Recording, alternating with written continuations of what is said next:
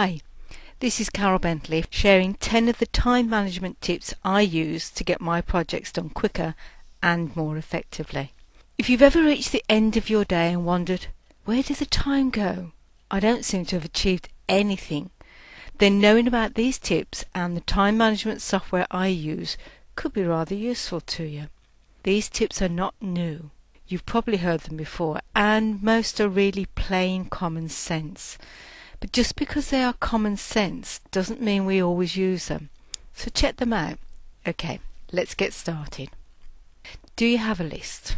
Or is it one of those techniques that you have every intention of using, but... Or perhaps you write one out, put it somewhere safe, and forget about it. Let me give you two good reasons for writing and using a to-do list. First of all, writing it down means you don't have to try to remember it. It leaves your mind free to concentrate, and that's crucial for me when I'm writing a sales letter.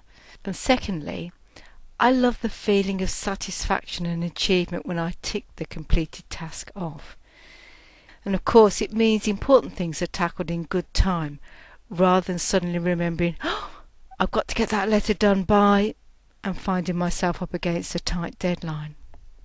A checklist is similar to the to-do list, but it's more for cataloguing the steps I need to do to complete a specific task. For example, I have a checklist of what I need to gather together before I start a copywriting project. Research material, info about the client, the offer, and testimonials I can use, and so on.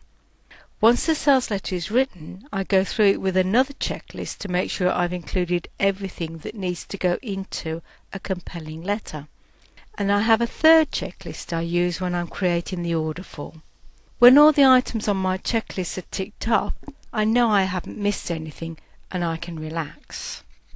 It's a good idea to get in the habit of clearing your desk of everything that is not related to your next task.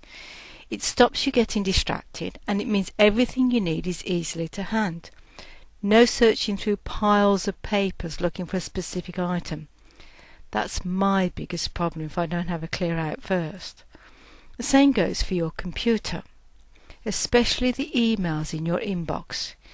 If I don't keep on top of clearing out rubbish messages and emails I've dealt with and don't need to keep, I'd miss the ones that do need a response, and that could mean upsetting a client or missing an inquiry, which is never a good thing. I organise my important emails into separate folders so I can find them easily. And I find it's better to concentrate on completing one task at a time before moving on to the next. I used to let myself get distracted and often ended up with a lot of partially done tasks at the end of the day and an intense feeling of frustration. Tell me, have you ever started closing down your computer and suddenly found an open email you thought you'd finished and sent, and realised you hadn't sent it simply because you got distracted by something else? I have, but not anymore, because the system I use now helps me to finish each task before moving on to the next. I'll share that with you a little later.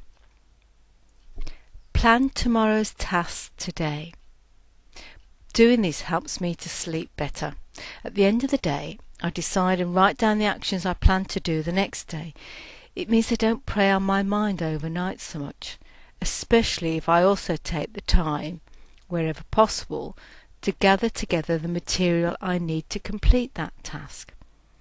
For example, if I know I'm planning to work on a copywriting project the next day, I go through my preparation checklist to make sure I've got everything I need to write that sales letter. And by allocating a specific amount of time to that activity, I find I can focus and get more done because I know I've only got so long to do it in. You probably come across this idea before, blocking out the time in your diary.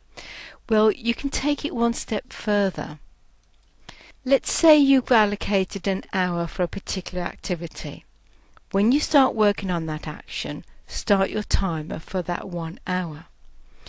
And then focus on completing as much as you can in the time you've allowed.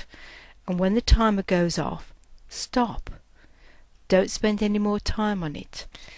But the important thing is you mustn't allow yourself to slip in a few more minutes or even hours to complete the job at that point. It's tempting.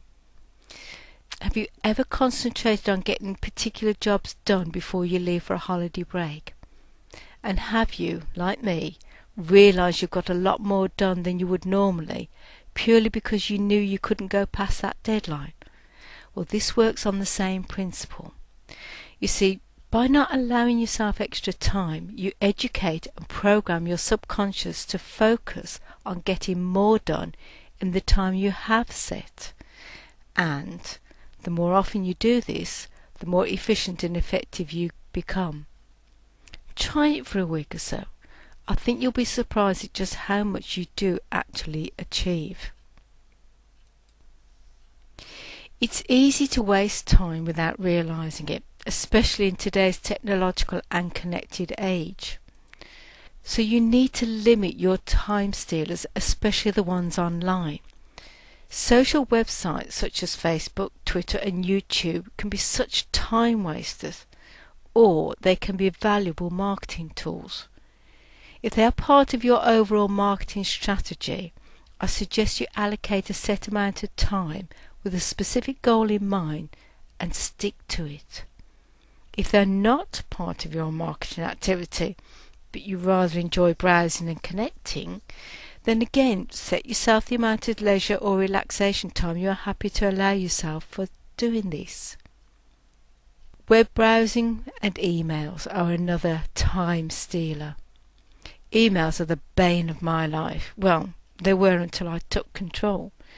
I realised that constantly checking, rechecking and getting distracted by incoming emails wasted a huge amount of my time. So now, as with the social websites, I set a specific time of day and amount of time when I deliberately read and reply to my emails. Again, if you decide to use this tip, don't allow yourself to overrun the time frame you've set. It's more difficult to control some other office time wasters, such as interruptions and incoming phone calls. When I'm working on a project, I do not accept phone calls and I actively discourage interruptions. Now, I appreciate you may not have anyone you can delegate your incoming calls to, in which case let them go through to voicemail. If you explain to your clients and work colleagues that in order to be more effective, you only take calls between, say, 1:30 and 2:30, and at any other time they'll go through to voicemail, where of course they are welcome to leave a message, I'm sure you'll find, in the majority of cases, they will respect that decision. Obviously you need to allocate time to return those calls, but you'll be in control of when you decide to do that. The same applies to interruptions. Let the people you work with or who report to you know they can pop in to ask questions within a set time frame.